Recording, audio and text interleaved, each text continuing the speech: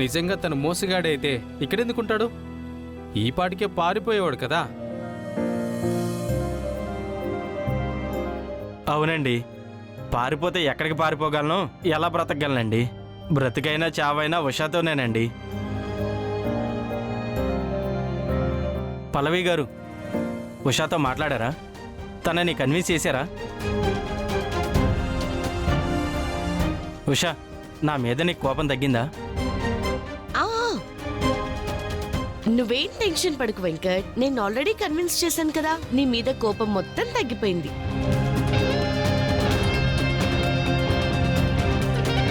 అయితే ఇంకెందుకు, తీసుకుని బయలుదేరు. Thanks madam.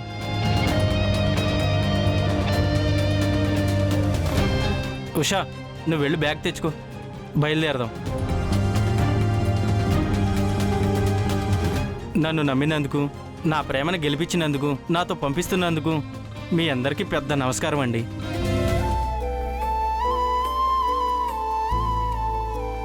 త్వరగా బ్యాగ్ తెచ్చుకో ఉషా. అంత తొందర ఎందుకు బ్రదర్? 24 hours గడిచిపోయింది కదా. అవునరా, 24 hours ఇక్కడే ఉన్నాడు. తన గురించి ఏ నెగిటివ్ రిపోర్ట్ లేదు. సో ఇక బయలుదేరడమే కరెక్ట్. ఉషా, మేమేదో నిన్ను బలవంతంగా పంపించేస్తున్నామని మాత్రం ఫీల్ అవ్వద్దు. ఎక్కడికి వెళ్తున్నావు? నువ్వు ప్రేమించిన వాడితోనే కదా. తనను అర్థం చేసుకో. ఆల్రెడీ అర్థం చేసుకుందండి. తనేంటి, నేను కూడా పూర్తిగా అర్థం చేసుకున్నాను. ఇప్పుడు మీకు కూడా పూర్తిగా అర్థం కావడానికి ఒక చిన్న షార్ట్ ఫిల్మ్ చూపిస్తాను. ఏ షార్ట్ ఫిల్మ్ ఏంటి? జస్ట్ ఒక 1 minute ఆగండి. ఒక్కసారి చూసిన తర్వాత అప్పుడు మాట్లాడుతురు కానీ. శంటి, వెళ్ళొకసారి ప్లే చేయి.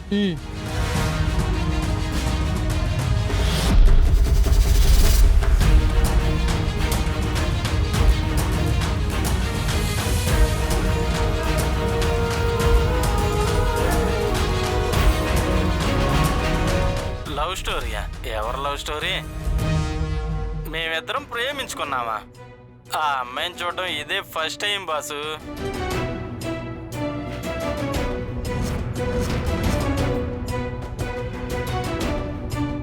ఒకరు మనకి ఈ పని పురమాయించారు. డబ్బులు వస్తాయి, పిల్ల కూడా బాగానే ఉంది కదా, ఇది కూడా వస్తుంది కదా అని చెప్పేసి కమిట్ అయిపోయాను.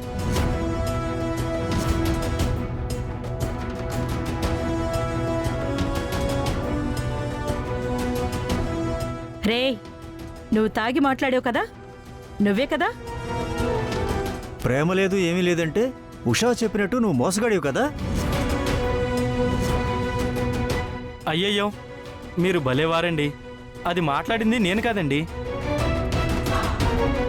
అవును, నువ్వు మాట్లాడలేదు, మేమే నీతో మాట్లాడించాం. ఏంటి పల్లవి ఇదంతా? చెప్తానండి. రాత్రి ఏం జరిగిందంటే,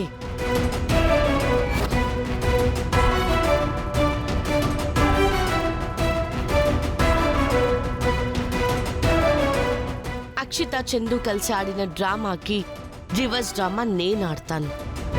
ఆ దొంగ బారి నుంచి ఉషని నేను కాపాడతాను.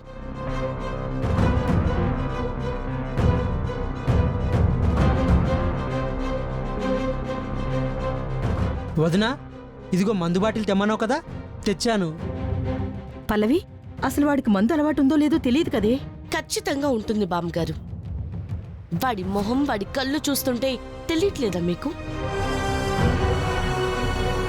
ఇప్పుడు వాడితో ఎలాగో అలా చంటి మందు తాగిస్తాడు. ఆ మందులో ఉన్నప్పుడు నిజాలన్నీ మెల్లగా కక్కిస్తాడు. చంటి చాలా జాగ్రత్తగా డీల్ చేయాలి. నేను చూసుకుంటాను కదా వదినా.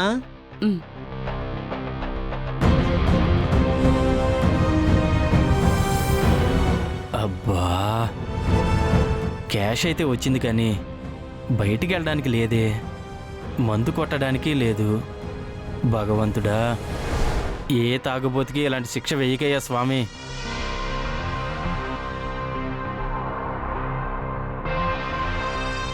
Hi brother.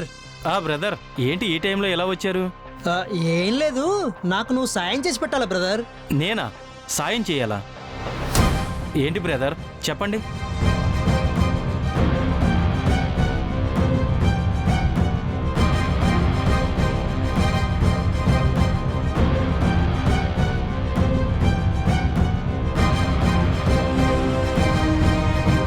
బ్రదర్ ఏంటిది? ఇదేందో తెలియదా? అబ్బే నేను ఎప్పుడు చూడలేదండి. హ్మ్, దీన్ని మందు అంటారులే, ఫారెన్ కాచ్ అంటారు.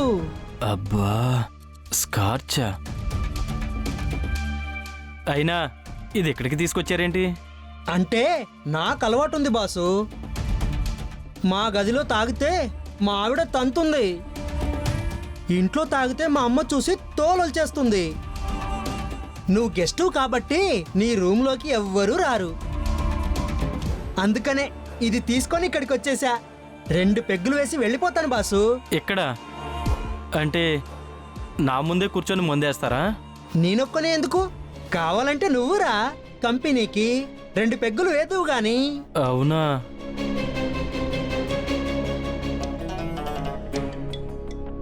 లేదులే బాసు, నాకు అసలు మందు అలవాటే లేదు. ఊరుకో బాసు, నువ్వు మరీ కామెడీ చేస్తున్నావు. ఇవాళ రేపు మందు అలవాటు లేనివాడు ఉంటాడా ఏంటి? పైగా ఫారెన్లో చదువుకొని వచ్చావు. కూర్చో, 2 పెగ్గులు వేద్దు గాని, కూర్చో.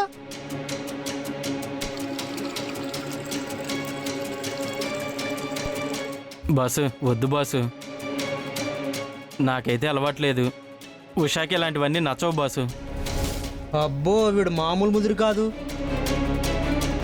అంతేనా? అయితే నేను ఒక్కనే కూర్చొని తాగాలా? ఏంటి మొత్తం తాగేస్తావా? చుక్క కూడా మిగలకుండా బాటిల్ అంతా ఎత్తేస్తా.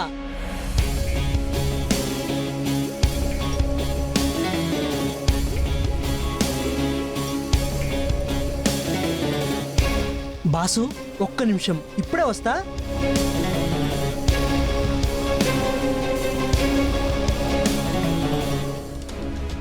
ఏ ఏంటి చంటి అప్పుడే వచ్చేసావు? వాడు పెద్ద ముదురులా ఉన్నాడు వదినా. ఛా, అసలు నాకు మందే అలవాట్లేదంటున్నాడు. ముందు నుంచి చెప్తూనే ఉన్నాను కదా, వాడికి తాగుడు అలవాటు ఉందో లేదో అని. ఇప్పుడు వాడు తాగకపోతే నిజం ఎలా బయటకు వస్తుంది?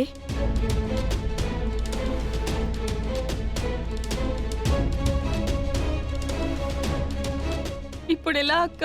ఉషా నువ్వేం టెన్షన్ పడకు. చంటి నువ్వు బాటిల్ని అక్కడే పెట్టొచ్చావు కదా, ఆ, ఖచ్చితంగా ఆయనకి మందు అలవాటుంది, తాగుతాడు. రండి చూద్దాం. స్కార్చ్ అంట. అబ్బా